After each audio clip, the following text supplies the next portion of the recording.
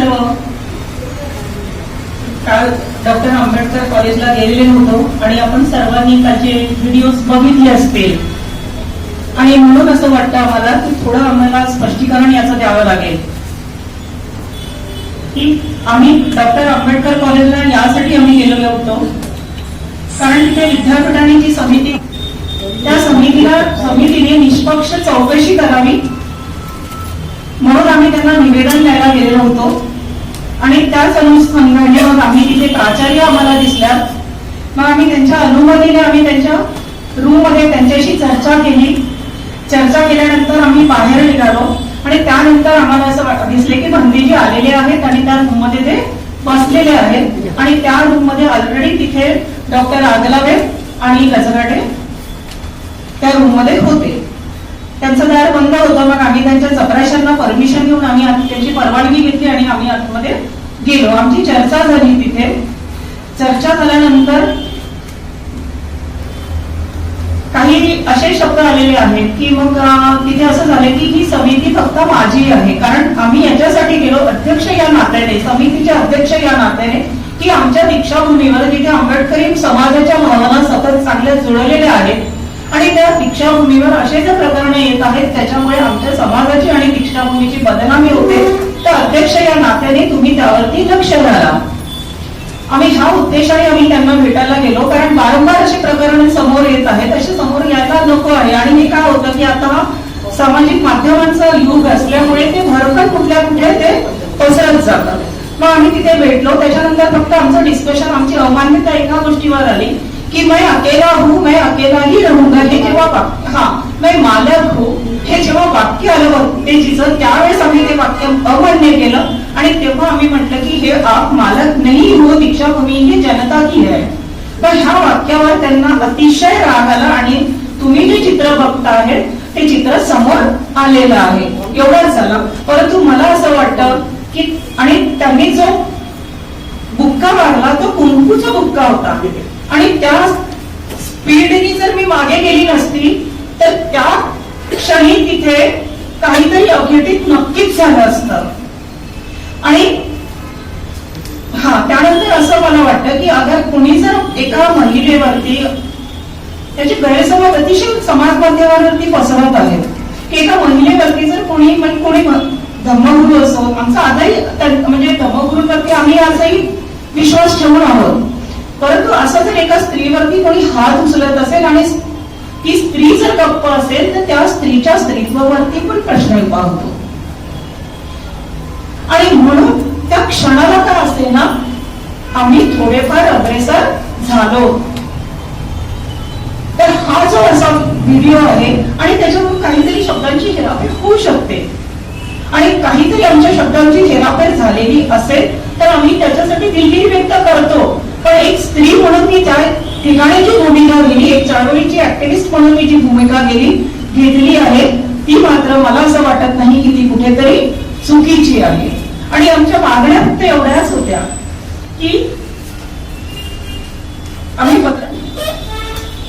आमच्या मागण्या एवढ्याच होत्या की जी समिती आली त्यांनी निष्पक्ष चौकशी अहवाल तुम्ही सादर करणार तो प्रॉपर अहवाल सादर करावा. दुसरी गोष्ट अशी होती की कुलगुरूंनी पण ह्या अहवालाला सन्मान देऊन त्यांनी योग्य तो निर्णय घ्यावा.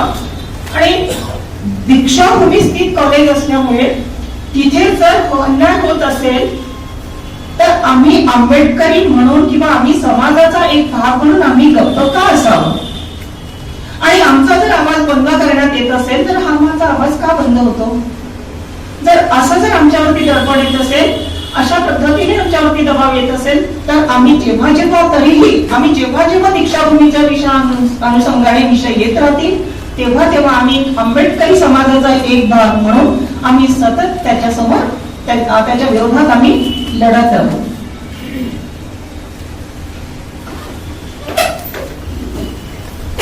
जय भीम सर्वांना. जी घटना झाली ह्या घटनेमध्ये असं व्हावं असा आमचा काही उद्देश नव्हता हेतू नव्हता कारण की दीक्षाभूमी हे पवित्र स्थान आहे आणि तिथे पंचशिलेचं पालन केलं जाते आणि त्या दीक्षाभूमीला लागूनच आपल्या डॉक्टर बाबासाहेब आंबेडकरांच्या नावाचं कॉलेज आहे जे समाज निर्मित कॉलेज आहे डॉक्टर बाबासाहेब आंबेडकरांच्या नावाचं. आणि त्या कॉलेजमध्ये जर असे काही गैरप्रकार होत आहे, एखाद्या प्राध्यापिकेवर विनयभंगाची केस दाखल करत आहे ती एखादी प्राध्यापिका, आणि अशा पद्धतीनं कामं होत आहेत इथे. म्हणून ह्या संदर्भामध्ये आम्ही पेपरला अनेक दिवसापासून बातम्या वाचल्या आणि चौकशी समिती तिथे येत आहे, म्हणून आम्ही आमच्या संघटनांचे लेटर तिथे दिले की निपक्ष चौकशी व्हावी याची, आणि याच्या पुढे असा कुठलाही अन्याय अत्याचार या कॉलेजमध्ये नाही व्हायला पाहिजे. म्हणून आम्ही त्या चौकशी समितीला आपलं पत्र दिलं संघटनेचं, आणि या संघटनेच्या माध्यमातून आम्ही जेव्हा बोलत होतो, चौकशीने आम्हाला रिस्पॉन्स पण दिला, पण जेव्हा आम्ही बोलत होतो तर ती तेवढ्यात भंतेजी आले, आणि भंतेजी आल्यामुळे आम्ही त्यांना प्रणाम केला. आम्ही त्यांना प्रणाम करून आम्ही भंतेजीशी बोललो, चांगले बोलले. भंतेजी आतमध्ये गेले. आमच्यासोबत आम्ही फक्त 8 महिला होतो, 8 महिला. आमच्यासोबत कोणीही पुरुष नव्हता. पुरुषांपैकी आमच्या जवळ कोणीही नव्हतं, आणि आमचा असा काही वाद नव्हता. व्हिडिओ कोणी काढला हे पण आम्हाला माहिती नाही, आणि कोणी व्हायरल केले हे पण आम्हाला माहिती नाही. त्याच्यामुळे त्या व्हिडिओशी आमचा काही संबंधही नाही.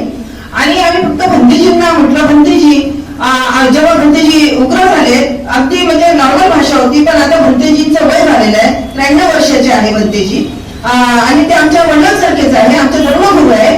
आम्हाला आताही त्यांचा राग नाही, आम्ही त्यांच्या त्या गोष्टींना आजही नाराज नाही. आमच्या तोंडून जर चुकून काही जोरात आवाज वगैरे निघाला असेल तर आम्ही दिलगिरी व्यक्त करतो. असं आमच्या भंतेजी सोबत कुठल्याही प्रकारचा वाद नाही, आणि त्या भंतेजीचं हे प्रकरण आम्ही इथेच थांबवतो. परंतु निपक्ष चौकशी व्हावी या माध्यमातून, आणि भंतेजीला एवढंच म्हटलं, भंतेजी 227 शील आहे भंतेजींचे, बुद्ध धर्माप्रमाणे 227 शील आहे, आणि शिलाचा तुम्ही भंग का करत आहात? तुम्ही आम्ही महिला आहो, आमच्याशी तुम्ही थोडस विनयानेच बोला. तर भंतेजी थोडेसे चिडले, परंतु आम्हाला त्या चिडण्याचं काही वाटलं नाही. फक्त आम्हाला दीक्षाभूमी बद्दल कळकळ होती. दीक्षाभूमीची बदनामी व्हावी नाही, डॉक्टर बाबासाहेब आंबेडकरांच्या कॉलेज जे नावानं आहे त्याची बदनामी व्हावी नाही, आणि त्या कॉलेजमध्ये आमचे विद्यार्थी शिकतात त्यांच्यावर विपरीत परिणाम होऊ नये. महिलांसाठी पण तिथं सुरक्षित राहायला पाहिजे, या दृष्टिकोनातून आम्ही त्या कॉलेजला गेलो, आणि आमचा हा उद्देश नव्हता. आम्ही आमच्या संघटनेचे लेटर दिले तिथे. जे प्रकार झाला तो चुकून झाला म्हणा, किंवा भंतेजीच्या वयानुसार झाला, त्याला आम्ही काही भंतेजीवर आम्ही काही कुठलं आमच्या मनामध्ये भंतेजी बद्दल काही राग नाही, लोभ नाही, आम्ही समतेमध्ये आहोत. पण दीक्षाभूमीला याच्या पुढे असे प्रकार व्हायला नको, आणि सपोज असं काही घडत असेल, अन्याय होत असेल, कॉलेजची बदनामी होत असेल, किंवा दीक्षाभूमीमध्ये काही असे गैरप्रकार होत असेल, तर आम्ही आमचा आवाज उठवत राहू. आमचा आवाज कोणी दाबू शकणार नाही, आणि आम्ही थांबणार नाही. तुम्ही समितीला अगोदर भेटले? हो. समता सैनिक दलाच्या अंतर्गत तुम्ही भेटले का? हो, समता सैनिक दल आणि भारतीय बौद्ध महासभेचं पत्र होतं, आमच्या सगळ्या संघटनांचं पत्र होतं. फक्त समितीला भेटलो. आम्हाला झाल्यानंतर तुम्ही भेट घेतली? आम्ही त्या चौकशी समितीशी भेटलो, आम्हाला बाकी काहीच करायचं. हा, भंतेजी दिसले बरोबर, बोलण्यात तुम्हाला आलं जो काही प्रकार घडला तो बोलले तुम्हाला. आम्ही भंतेजीचा प्रणाम करायला गेलो, भंतेजी आले तेवढ्यात. भंतेजीला फक्त एवढं म्हटलं, भंतेजी यहाँ पे जो हो रहा है विनयभंग का प्रकार और भी कुछ हो रहा है, तो म्हणजे जे स्टुडंट आहे, स्टुडंटवर त्याचा विपरीत परिणाम होईल आपल्या समाजाची. त्यांना कदाचित असं वाटलं तर तुम्ही दुसऱ्या गटाकडे आलेले आहे. हा, भंतेजीचे गैरसमज होऊ शकतात, कारण की आधीच तिथे गजराटे आणि आदिवासी काहीतरी बसले होते. आमचा त्यांच्याशी काही संबंध नाही. आम्ही महिला आमच्या संघटनेतर्फे गेलो, आमच्यासोबत कोणीही पुरुष नव्हता. पण ते आता तिथे मिक्स झाल्यामुळे भंतेजीचे हे गैरसमज झाले. वास्तविक कारण आहे की ह्या प्रकरणाला वेगळं वळण दिलं जात आहे. आमचा तिथल्या कुठल्याही व्यक्तीशी संबंध नाही. अनेक लोक तिथे, आमच्या व्यतिरिक्त आणखी काही लोक तिथे होते. जे व्हिडिओमध्ये काही लोक आहेत ते आमचा कुठलाही त्यांच्याशी परिचय नाही, ते वेगळे काहीतरी लोक होते. पण तरी ह्या प्रकरणाला थोडं वेगळं स्वरूप देण्याचा प्रयत्न होत आहे, पण तसं काहीही नव्हतं. आम्ही फक्त चर्चेसाठी तिथे गेलेलो होतो, आज त्या अध्यक्ष या कॅपॅसिटीमध्ये असल्यामुळे. आणि तिथे जो प्रकार झाला तो सत्यपणे खरा काय प्रकार आहे हे मांडण्यासाठीच आम्ही पत्रकार परिषद. तुम्हाला जर निवेदनही द्यायचं होतं समितीला, तर त्या कॉलेज प्रेमासिस मध्ये नव्हते, तर तुम्ही त्या समितीला निवेदन देणार होतं. पण प्रकरण आता वेगळ्या वळणावर गेलेलं आहे ते आता. सर ऐकून घ्या, आम्ही काय म्हणतोय, आम्हाला याचा आधी म्हणजे या पद्धतीने भंतेजीशी वाद झालेला आहे, तो लोकांपुढे जो व्हिडिओ गेलेला आहे तो काय दर्शवतो की त्या समितीमध्ये असणार, जे स्मारक समितीमध्ये असणारा जो अंतर्गत वाद आहे तो तुमचा जो संवाद झालेला आहे तो तेवढाच बाहेर आलेला आहे ना, पूर्ण तो व्हिडिओ आलेला नाही आहे समाजामध्ये. तर त्याच्यासाठीच आम्ही तुमच्या समोर आलो आहे. जेव्हा आम्ही गेलो तेव्हा कोणताही वाद नव्हता. आम्ही फक्त पंचवीस बोललो की आम्ही निवेदन द्यायला आलो आहे आणि आम्ही तुम्हालाही रिक्वेस्ट करतोय की आजही आमच्याजवळ काही तक्रारी येत आहे कॉलेजच्या आणि प्राध्यापक महिलेची केस आम्ही उचलली त्यालाकडून आणि त्यांना आम्ही शेवटपर्यंत पाठिंबा दिला. त्याचं निवेदन देणं आम्हाला आवश्यक होतं आणि म्हणून आम्ही महिलाच गेलो आणि खूप व्यवस्थित बोललो. आम्ही झगडा केला नाही. प्राचार्याशी भेटलो, निम्माई त्यांना वॉशरूम बद्दल बोललो, तिथे सामान भरून ठेवलं तुम्ही विचारलं म्हणून सांगते. तर त्याच्याबद्दल आम्ही त्यांच्याशी बोललो की मॅडम तिथे आलमारी आणि फाईल आणि सामान कक्षा लोकांनी ठेवलं पण त्या व्यवस्था करते. तो मी प्रश्न भेटला. नंतर भंतेजी आले म्हणून आम्ही भंतेजीला भेटायला गेलो आणि भंतेजींना आम्ही एवढंच बोललो की निष्पक्ष जांच झाली पाहिजे आणि जे पण समस्या आहेत कॉलेजच्या त्या म्हणजे तुम्ही वळणावर आणा आणि तुमची एवढंच बोललो. पण भंतेजी तेव्हा हे बोलले की मी इथला मालक आहोत दीक्षाभूमीचा आणि आम्ही म्हटलं त्यांना दीक्षाभूमीची बदनामी होत आहे, लोकांच्या भावना जुडलेल्या आहेत. तेव्हा ते चिडले आणि अंगावर धावून आले.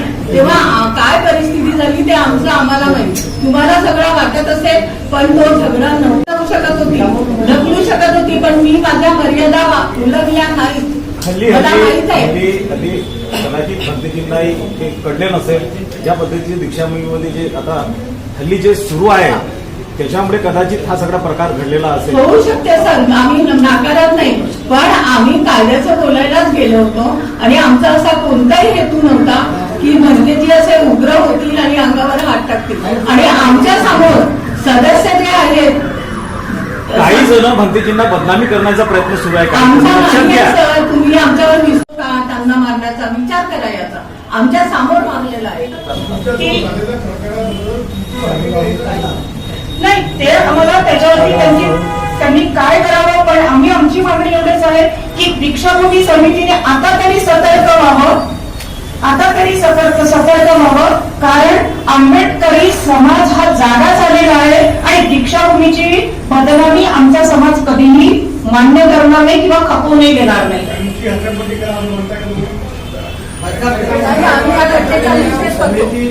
घटनेचा आम्ही निषेध करतोय. जी घटना झाली आहे तो निषेध करतो आणि कदाचित आणि आम्ही ह्या माध्यमातून एक संदेश भंतेजींना देऊ इच्छितो. पण आम्ही त्यांना मार्गदर्शन करू शकत नाही, ही आमची पात्रता नाहीये, कारण ते आमचे धम्मगुरू आहेत. परंतु त्यांनी महिला असो वा पुरुष असो कोणालाही त्यांनी हात उगारू नये. आणि आता त्याच्या 92व्या वर्षी अनेक शारीरिक व्याधी असतात, डिमेन्शिया असतो, हात धरधरत असतात, काही व्यक्तींना अनेक व्याधी असू शकतात. एखाद्या त्यांना स्मरण आलं म्हणजे म्हणजे स्मरण असं काही याचा निर्णय समितीने घ्यावा. याचा निर्णयाचे अधिकार कोणाकडे आहेत? समितीकडे. त्यांचे सदस्य असतात आणि त्यांच्या कमिटीमध्ये त्यांनी मिटिंग घ्यावी. समितीमध्येच अंतर्गत वाद आहे. लक्षात घ्या, काही लोक भंतेजींना बदनाम करण्याचा प्रयत्न करतायत. त्या अनुषंगाने नाही, हे बघा, आम्ही पण बौद्ध अनुयायी आहोत. त्यामुळे बौद्ध धर्माविषयी किंवा धर्मगुरूविषयी आमची आस्था आहे. त्यामुळे आम्ही विशेष करून एका भंतेजीला बदनाम करण्याचा आमचा उद्देश असूच शकत नाही. जी घटना घडलेली आहे, न होणारी घटना ती घडलेली आहे आणि ती समाज माध्यमांच्या की त्याचे गैरसमज लोकांमध्ये अतिशय पसरले